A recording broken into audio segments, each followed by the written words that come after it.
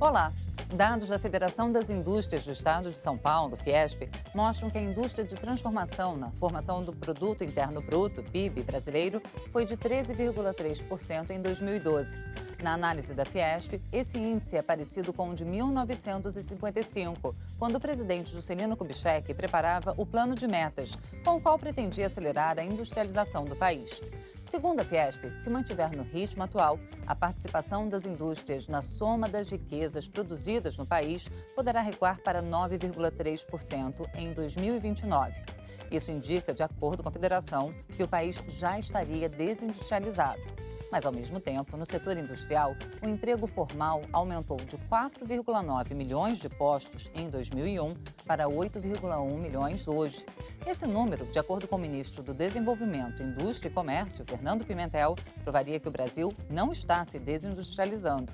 Durante a audiência pública realizada recentemente aqui na Câmara, o ministro disse ainda que a participação da indústria de transformação no Produto Interno Bruto de países como o Reino Unido gira em torno de 10%.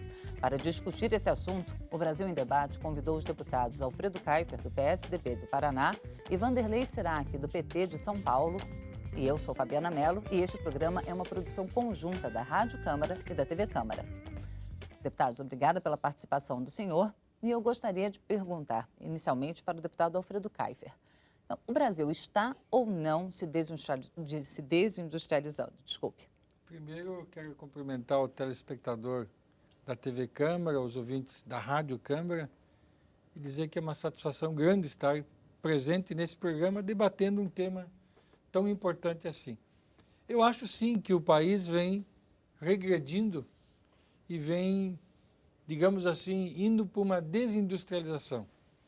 Nós vimos aí a sua informação, em 55 nós estávamos muito próximos do número de hoje. Crescemos nos 30 anos seguintes e até o começo da década de 90, o PIB da indústria em geral era de 24% a 25%, ou seja, nós caímos exatamente pela metade. Muitos empregos que foram criados, fazendo um contraponto onde se diz que não há uma desindustrialização, são destinados a setores não produtivos da própria indústria.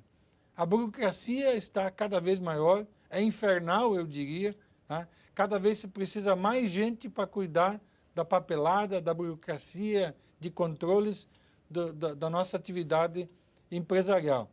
Muitas coisas aconteceram erradas nos últimos 8 ou 10 anos. Eu diria, por exemplo, uma política instável de câmbio, né? Num momento, uma moeda nossa, o real, extremamente valorizada. Chegamos a ter uma cotação de 1,60, 1,65 por dólar, o que fez com que nós reduzíssemos as exportações. Reduzindo as exportações, deixamos de produzir e, ao mesmo tempo, em contrapartida, nós aumentamos as importações.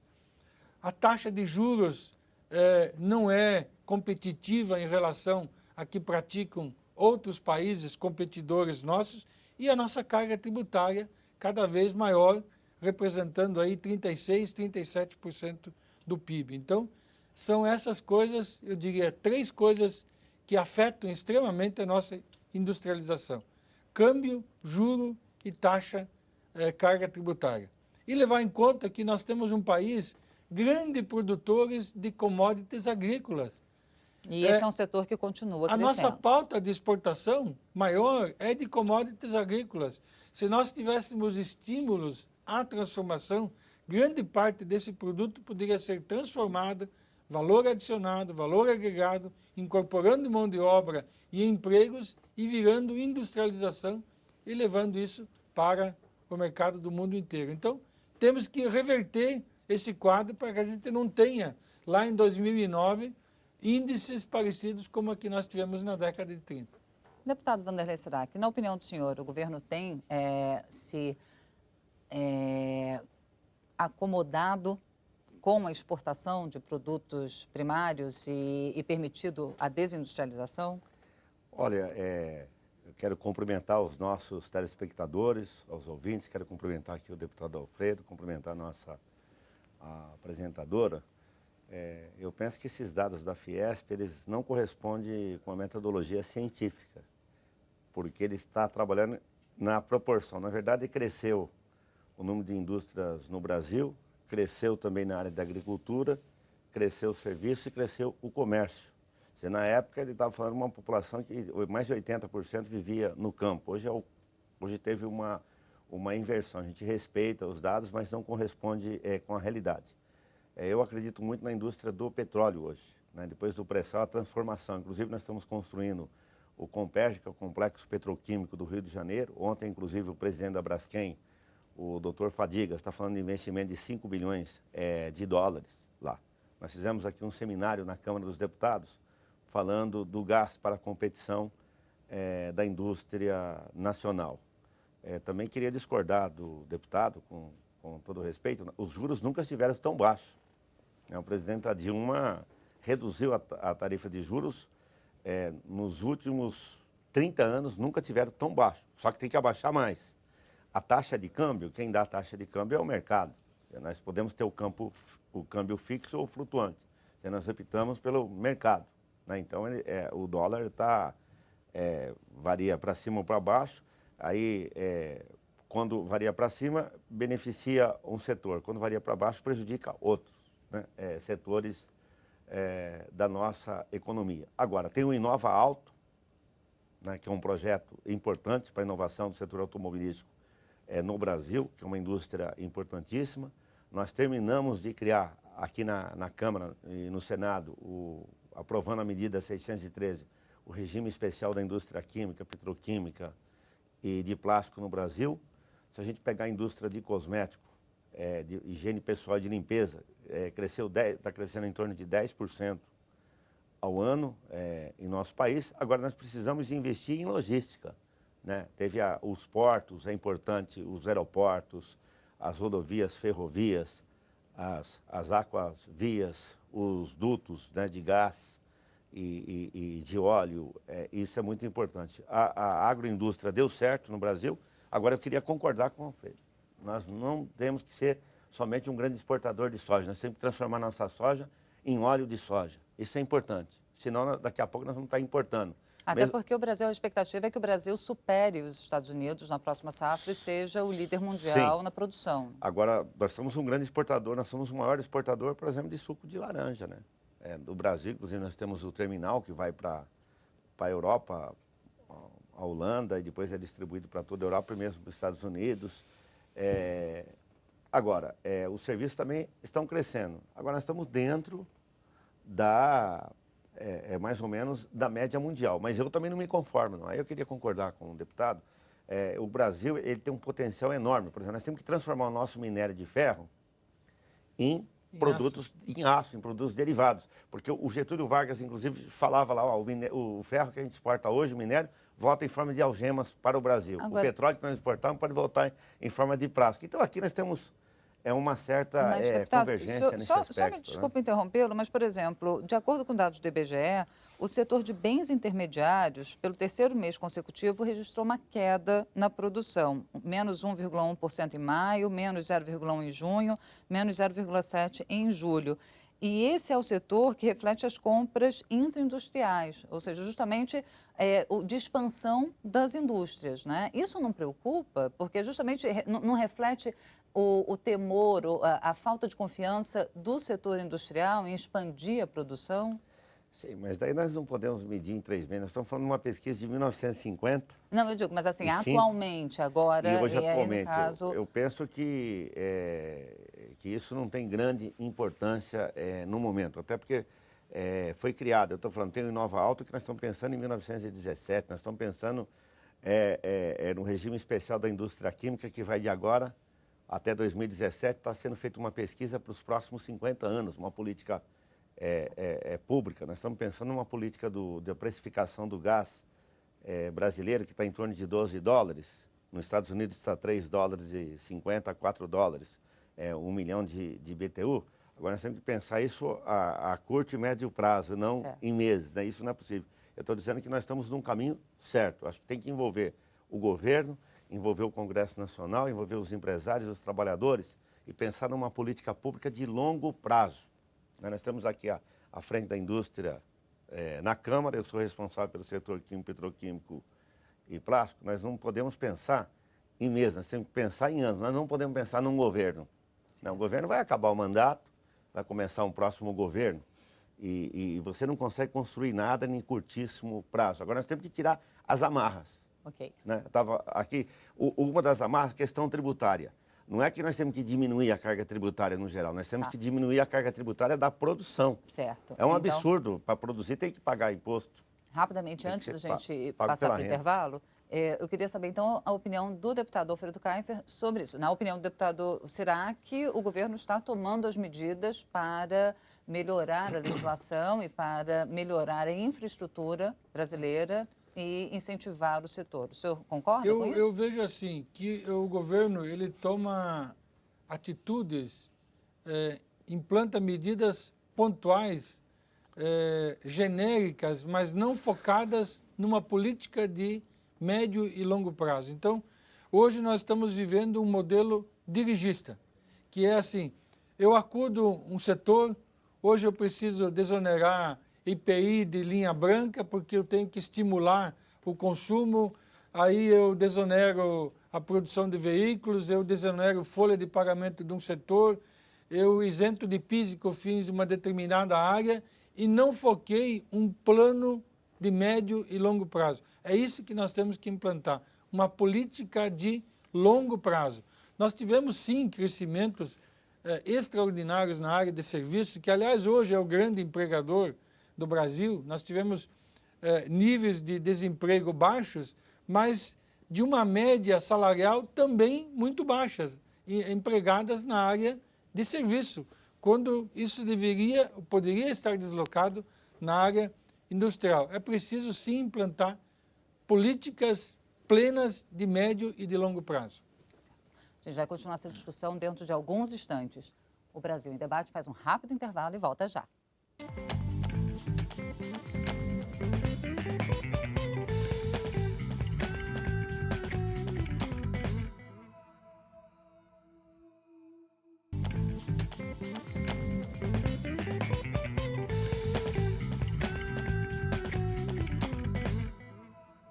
O Brasil em Debate está de volta e hoje estamos discutindo se o Brasil está ou não passando por um processo de desindustrialização. Estão aqui comigo no estúdio os deputados Alfredo Kaifer, do PSDB do Paraná, e Vanderlei Sirac, do PT de São Paulo. Eu sou Fabiana Mello e lembro a você que este programa é produzido pela Rádio Câmara e pela TV Câmara. Bom, deputados, nós estávamos discutindo então a questão de logística também da malha viária do Brasil, a questão toda de portos, como os senhores lembraram. Deputado Vanderlei Sirac, recentemente houve, inclusive, um processo de concessão, né, de uma BR no Brasil e o governo se decepcionou com a falta de interesse. Isso demonstra que ainda falta mostrar para o setor, para os investidores, maior segurança jurídica também? Olha, eu estava voltando um pouco na questão anterior, eu acho que nós precisamos desburocratizar mesmo. São medidas transversais, isso é necessário também. Os juros foram baixados, a tarifa de energia elétrica também caiu o preço, mas existem resistências. Quanto à questão das BRs, teve uma que deu certo, outra não deu certo. Uma que deu certo, inclusive, foram relativamente pequenas empresas, inclusive do estado do Paraná, que ganharam. E aí tem problemas políticos, né? Com governadores, sempre tem a discussão política partidária, e o ano que vem tem eleição assim, envolvida. Então, por isso que nós temos que pensar em medidas, de fato, de curto, médio e de longo prazo. Eu pergunto isso porque como o industrial, como o setor de indústrias vai escoar a produção, isso não é para o setor um ponto importante na questão do custo. Brasil sempre é levado em consideração na questão de competitividade lá fora. Então, a questão cambial é importante porque quando se aumenta o valor do dólar em comparação com o real, o Brasil perde competitividade para colocar o produto brasileiro lá fora. E aí, o custo de transporte também é colocado como um fator de perda de competitividade. Então, Sim. o custo de transporte, o custo da mão de obra, os custos trabalhistas, são todos levados em consideração na hora de se expandir a produção e de se investir na indústria aqui, não é isso? Sim. Bom, o custo de mão de obra também, mas a nossa mão de obra é mais barata do que na Europa e do que nos Estados Unidos. Então isso não é um problema. Mas Agora, é mais cara do que na Ásia, por exemplo. agora na Ásia nós temos que ter acordos internacionais, né? Porque na China praticamente a mão de obra é escrava, né? E nós não queremos, porque nós estamos trabalhando para os empresários, para os trabalhadores, para o Estado brasileiro, para a sociedade brasileira como um todo. Nós não queremos um modelo de mão de obra igual ao da China, né? Que a meu ver é um modelo de exploração, né? Nós temos que copiar modelos da Europa, dos Estados Unidos, do Japão, de países de fato que respeitam os direitos dos trabalhadores. Agora, o custo do transporte brasileiro é um absurdo, né? De exportação, o container nosso aqui é o dobro do que em Roterdã, por exemplo. Então, isso nós temos que baratear, nós temos que ter um sistema de logística integrada. Isso vai atender a transversalidade, a horizontalidade. Agora, o governo, de fato, tem tomado medidas verticais, dirigir, de fato, alguns setores, porque nós, por exemplo, no setor químico, petroquímico e plástico, nós entendemos que esse setor é estratégico para a economia nacional. Não existe país desenvolvido, isso é uma indústria química, petroquímica e de plástico desenvolvida e saber o que nós vamos fazer com o nosso petróleo. Se nós só queremos commodities, nós queremos transformar esses produtos. Então, nesse caso, tem um dirigismo mesmo, foi criado um regime especial. Outro regime especial do setor automobilístico, que é o Inova Auto. Agora está tendo também um dirigismo no setor de medicamentos e de equipamentos na área da saúde. Agora, tem reclamações, inclusive, de setores aí, de serviços, quando fala de implantar o conteúdo nacional. Então, é exigido. O conteúdo nacional ajuda, atrasa um pouco, às vezes, a implementação de determinadas obras, atrasa a implementação de produção de determinados produtos, mas a médio prazo isso vai ajudar, vai contribuir com a indústria nacional. Então, isso é importante, isso é fundamental. Agora, voltando, desonerar a produção como um todo, isso tem que ser feito. Eu concordo com o deputado Alfredo, porque quem produz não pode ser taxado. Eu acho que nós temos que taxar o consumo e a renda, né? Mas é que as pessoas acham que quando é taxado a produção, ele não está pagando tributo. Isso é um problema cultural. É que nós temos, e as pessoas não gostam... Vai ser todo cobrado no produto depois, né? E vai ser cobrado, e as pessoas não consumo... gostam de taxar a renda, porque a renda é visível. Né? Mas, na verdade, o resultado, a riqueza está na renda, né, das pessoas. Só que nós não gostamos muito de ser taxado na renda. Assim, eu vejo que algumas coisas deixaram de acontecer nos últimos anos. Quais, deputado? Nós não tivemos nenhuma grande reforma institucional. Nós não tivemos reforma tributária, trabalhista está atrasada, previdenciária é uma bomba relógio que vai explodir, se não na nossa geração, na próxima. Né? Nós não teremos nenhuma certeza se os nossos filhos e os nossos netos terão cobertura previdenciária, é um buraco enorme, tem que ser revisto. Não fizemos nem sequer a reforma política, que envolve a todos nós, os próprios deputados, e não temos um planejamento estrutural de médio e longo prazo. O Brasil precisa de um choque de capitalismo. Nós precisamos de poupança. Não conseguimos produzi-la às nossas expensas no mercado interno a nível do Brasil. Precisamos buscá-la lá fora, com investidores que tragam aqui recursos perenes e que fiquem implantados aqui sob forma de investimento. E para que isso ocorra, para que isso aconteça, nós temos que ter regras claras de médio e longo prazo. Tem que ter segurança jurídica nos contratos. Nós temos que ter um modelo de privatização, de fato, que diga, olha, eu vou privatizar uma rodovia ou eu vou fazer uma concessão de 30 ou 40 ou 50 anos, mas com regras muito bem definidas para que o investidor venha. É uma prova, por exemplo, duas coisas. Rodovias foram levadas ao mercado e os interessados recuaram. Outra coisa, privatização, ou ela é no regime capitalista ou não é. Não funciona uma concessão no modelo socialista, de eu dizer, eu quero uma privatização, uma concessão por uma taxa, por um pedágio mais barato. Não, é preciso estabelecer limites de pedágio, mas é preciso fazer com que o capital seja remunerado. Se você não estimular o capital, ele é um animal voraz, ele precisa de lucro. Se você não der isso para ele, ele não aparece. Veja, por exemplo, o caso agora da concessão do pré-sal. As gigantes do petróleo estão fora dessa concessão. O capital é um animal voraz, mas ele também é arisco, né? O Ele investidor é arisco. Ele é voraz, ele é um bagrezinho ensaboado, ele escapa da mão quando você não dá um refúgio adequado para ele. Agora... Veja, por exemplo, logística, nós precisamos chamar iniciativa privada. Como é que pode um país ter custo de frete barato se nós temos 13 mil quilômetros de ferrovias?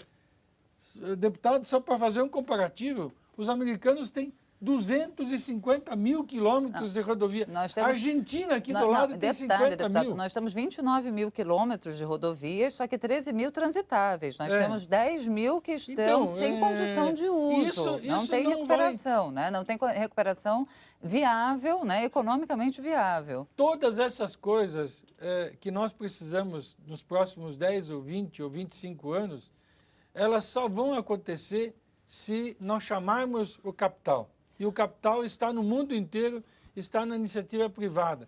Temos que reduzir o tamanho do Estado, reservá-lo à sua função principal, que é saúde, educação, segurança e justiça. Bom, Agora, deputado, caminho. A gente já falou aqui sobre a necessidade de reforma política, reforma tributária, reforma da Previdência. Cada um desses é tema para um outro Brasil em Debate. A gente não tem tempo para isso hoje. Deputado Wanderlei Sirac, e também sobre o capital e sobre a diferença do tamanho do Estado, então aí já são mais uns três programas diferentes.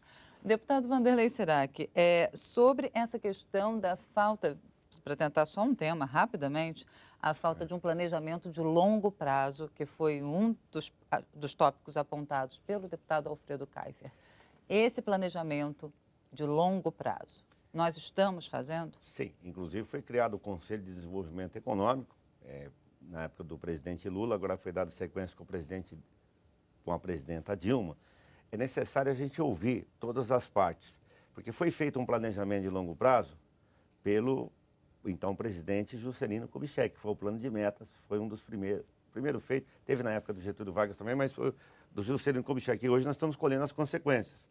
Ele acabou com as rodovias para atender os interesses da indústria automobilística, então nem sempre dá certo, planejou um lado. Agora nós temos que investir mesmo em ferrovias, sem prejuízo das rodovias, investir, por exemplo, em transporte de cabotagem, né? Nós temos 7 mil quilômetros de mar no Brasil integrados a Só rios. que as pontes não são construídas pensando no transporte de cabotagem, então, né? As ferrovias às vezes se recusam a transportar determinados produtos porque tem medo de segurança, mas segurança no transporte, que eu estou dizendo. E não só segurança do ponto de vista ambiental, mas segurança de ser roubadas as cargas. O trem é lento. Então é necessário a gente investir nessa questão. Isso está sendo pensado. Nós temos os conselhos de competitividade, tocado aí pelo Ministério do Desenvolvimento, Indústria e Comércio, o BNDES, a Fazenda, e está sendo construído. Agora, eu acho que o Parlamento precisa fazer mais a sua parte. Quer dizer, para aprovar a lei dos portos aqui, foi a sessão mais duradoura, e não para atender os interesses das mudanças, mas para não mudar, porque tem interesses econômicos, de capital, porque tem capital e capital. Agora, o Estado não tem que ser pequeno, o Estado tem que ser forte, porque foi a mão do Estado que garantiu e que vai garantir a logística. Agora, a produção não tem que ser do Estado, a produção tem que ser capitalista. Agora, quem vai garantir a logística é o Estado, e nós temos que desenvolver melhor as empresas de projetos nacionais também. Agora, aqui nós temos uma diferença, o Estado, para mim, tem que ser forte. E os Estados Unidos provou isso agora. As mãos do Estado foi que superou a crise americana. O Estado sempre deve estar presente numa emergência, mas no cotidiano as coisas não funcionam se você tiver a presença. Eu prefiro ter um cidadão forte, um Estado menor, mas enxuto e adequado para as necessidades Aí é uma questão A ideológica. gente vai ter que marcar uma nova data que nós para vamos longe da discutir o discussão. tamanho e a força do Estado. É verdade. Mas, infelizmente, o nosso E a tempo para Previdência eu hoje... concordo com ele. Certo. Tem que ter. Então, a gente marca 2 novos programas. Tá bem. Mas eu agradeço muitíssimo a presença dos senhores, do deputado Vanderlei Sirac, do deputado Alfredo Kaifer, aqui no Brasil em Debate. E obrigada também a você que nos acompanhou pela Rádio Câmara ou pela TV Câmara. Lembrando que você pode rever este programa ou conferir as outras edições do Brasil em Debate na nossa página na internet. Anote o endereço www.tv.câmara.leg.br. Eu sou Fabiana Mello e aguardo você em uma próxima oportunidade. Até mais. Fabiana.